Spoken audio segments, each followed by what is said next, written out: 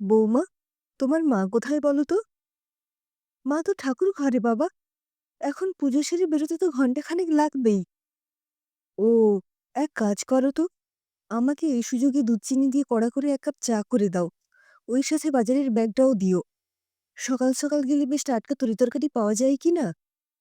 মিতা রান্নাঘরে সাজানাকে লুচি আর আলুর তরকারি করার নির্দেশ দিচ্ছিল। বেশ একটু অবাকই হলো সে। রবিবারের সকালে তো বাবা জলখাবার না খেয়ে বাজারে যেতেই চান না। অর্ককে ঠেলাঠেলি করেও রবিবারে বাজারে পাঠানো যায় না। টাটকা মাছ, তরকারি তাই কপালে কমই জোটে। বাবার হঠাৎ এত সুবুদ্ধি! বাবা, মা তো সকালে আপনাকে লিকার দিতে বলেন। আরে ছাড়ো তো, এই ৬৭ বছর বয়সেই তোমার শাশুড়ি আমাকে বুড়ো বানানোর ধান্দা করছে। আমার সুগার প্রেশার কিছুই নেই, খামোখা লিকার খেতে যাব কেন? কাল থেকে সকালবেলায় জগিং করতে যাব ভাবছি। জগিং? বাবার কি মাথা খারাপ হয়ে গেল নাকি?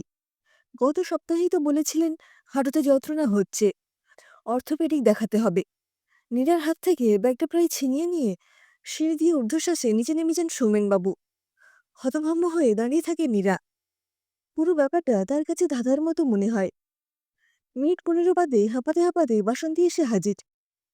সে মোটামুটি পাড়ার গ্যাজেট। অর্ক তো তাকে স্থানীয় সংবাদদাতা বলে। ও বৌদিদি, ব্যাপারখানা শুনেছ? দত্তদের ওই যে মেয়েটা গো, সেই যে বিয়ে করেনি, মেয়ে স্কুলে দিদিমণি, কাল তো দত্তদের বাড়িতেই হুলুস্থুলু। তোমাদের বাড়ি থেকে আমি তো ওদের বাড়িতেই কাজ করতে যাই। এ মা, ছি ছি! ওই আদবুড়ি মেয়ে ছেলে নাকি এক কোন ছেলের সাথে প্রেম হয়েছে। সে ছেলে নাকি বয়সে অনেক ছোট, এখন নাকি বিয়ে করবে। সবাই মিলে বুকে ধমকে বুঝিয়ে কিচ্ছুটি করতে পারেনি কো। রবিবারে নাকি রেজিস্ট্রি। নীরার মেজাজ এমনিতেই ছিঁড়ে ছিল। বাসন্তীকে এমনিতে ধমক দিয়ে উঠল সে। পাড়ায় কি হচ্ছে সে খবরে তোর কি দরকার? নিজের চরকায় তেল দে না। খানিকক্ষণ চোখ পিটপিট করে হঠাৎ যেন কিছু মনে পড়েছে এমনভাবে বাসন্তীকে বলে উঠল, ওহো বৌদিদি, তোমাকে তো একটা কথা বলাই হয়নি গো। তোমাদের বাড়ি কি কোনো মেম বুড়ি এছে? যেটুকে দেখলাম কি না, হাত কাটা জামা, প্যান্ট পরা এক বুড়ি মেমের সাথে হেসে হেসে কথা কইতে কইতে বাজারে যাচ্ছে। মেম বুড়ি হলে কি হবে গো, সুন্দরী! চমকে উঠল নীরা। বাবা এমনিতেই খুব গম্ভীর মানুষ। রাস্তাঘাটে পরিচিত লোক দেখলেও খুব একটা কথা বলেন না। সেই বাবা আর মেম সাহেব! কিছুতেই দুই আর দুয়ে চার করা যাচ্ছে না যে। চিন্তিত মুখে নীরা আবার রান্নাঘরে ফিরে গেল। প্রায় ঘণ্টাখানেক বাদে বাজার থেকে ফিরলেন সৌমেনবাবু। আজ বেশ গুছিয়ে বাজার করেছেন। মেজাজ খুব খুশ মনে হলো। সুলোচনা দেবীর পুজো হয়ে গিয়েছিল। এক কাপ চা আর খবরের কাগজ নিয়ে তিনি ডাইনিং টেবিলে বসেছিলেন। একগাল হেসে সৌমেনবাবু বললেন, আজ দারুণ ইলিশ এনেছি, ১২০০ টাকা কিলো নিল। সকাল থেকেই মনটা বেশ ফুরফুরে লাগছে। জমিয়ে ইলিশ ভাপা করো তো। জানোই তো, মাছ আমার দুর্বলতা। আজ ইলিশের তেল, ভাজা আর ইলিশের ভাপা দিয়ে দুপুরে ভোজ সারব। সুলোচনা দেবী ঠোঁট বেঁকিয়ে বললেন, অন্যদিন তো কাটাপোনার উপরে ওঠো না, আজ কি মধুসূদন দাদার পকেট পেয়েছিলে? গুনগুন করে গান গাইতে গাইতে সৌমেনবাবু ঘরের দিকে যাচ্ছিলেন। নীরা বলে উঠল, বাবা, জল খাবার খেয়ে যান। না বৌমা, খিদেটা ঠিক নেই, একেবারে দুপুরেই খাবো খন। সৌমেনবাবু নিজের ঘরে ঢুকে গেলেন। অর্ক ঘুম থেকে উঠল ১০টার সময়। সে জলখাবারের প্লেট নিয়ে বসেছে।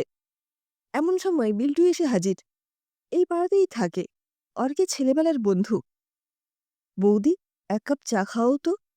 কাকু কি আজকাল সকালে জলখাবারটা হারানের মিষ্টির দোকানেই সারছেন নাকি? মানে?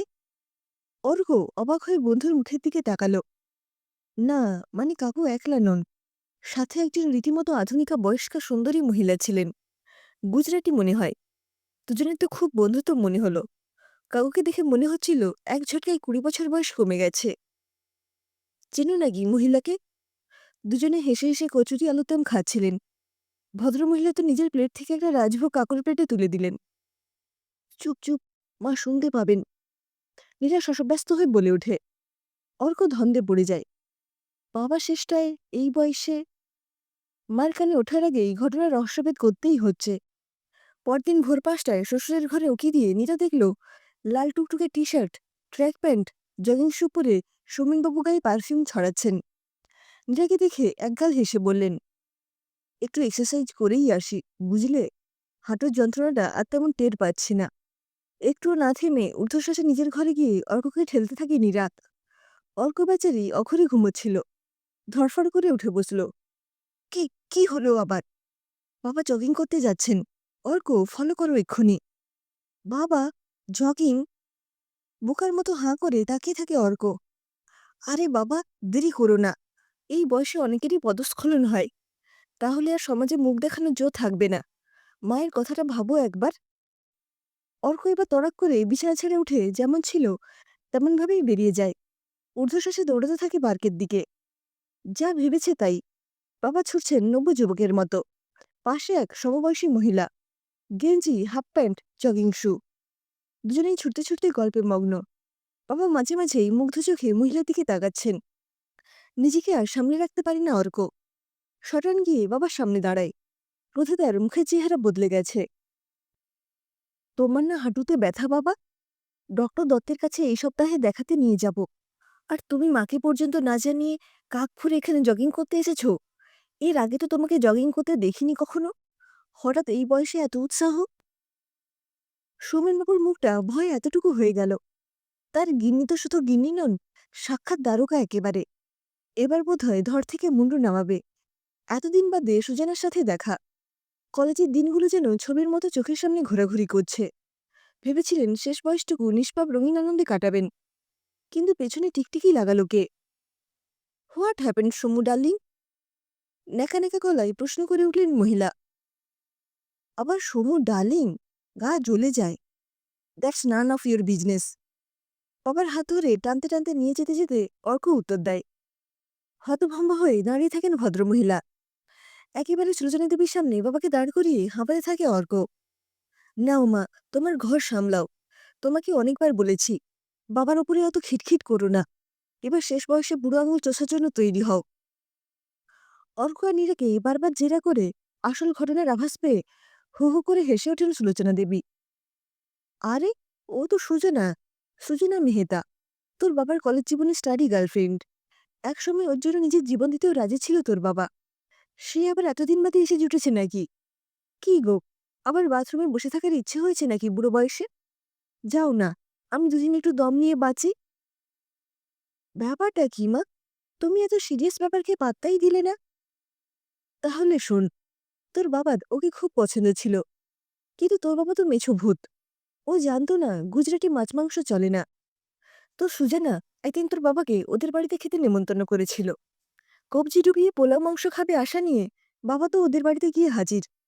কিন্তু তার বদলে খাঁটি ঘি তৈরি জিলেবি, খাখরা, ফাবড়া, খান্ডুয়া খেয়ে পরের দিন তোর বাবার পেট সাংঘাতিক মোচড় দিয়ে উঠল। পরপর 7 দিন বাথরুমে যাচ্ছে আর আসছে। আরে, আমাদের বাঙালিদের পেটে কি অত খাঁটি ঘি সহ্য হয়? সেই থেকে ওই বাড়ির জামাই হবার আশা তোর বাবা ত্যাগ করেছিল। তারপরে তো তোর বাবার সাথে আমার বিয়ে ঠিক হয়। আহা, বুড়ো বয়সে স্বাদ হয়েছে। একটু গল্প কাছা করুক না, তোদের ভয় নেই। সুজানা তো আর মুড়িঘণ্ট, ইলিশ ভাপা রাঁধতে জানে না।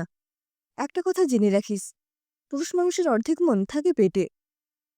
আমি ওসবে এখন একটুও ঘাবড়াই না। সদর পেয়ে শোবার ঘরের দিকে রওনা দেন সুলোচনা। বোকার মতো পরস্পরের মুখের দিকে তাকিয়ে এবারে হেসে ওঠে অর্ক আর নীরা।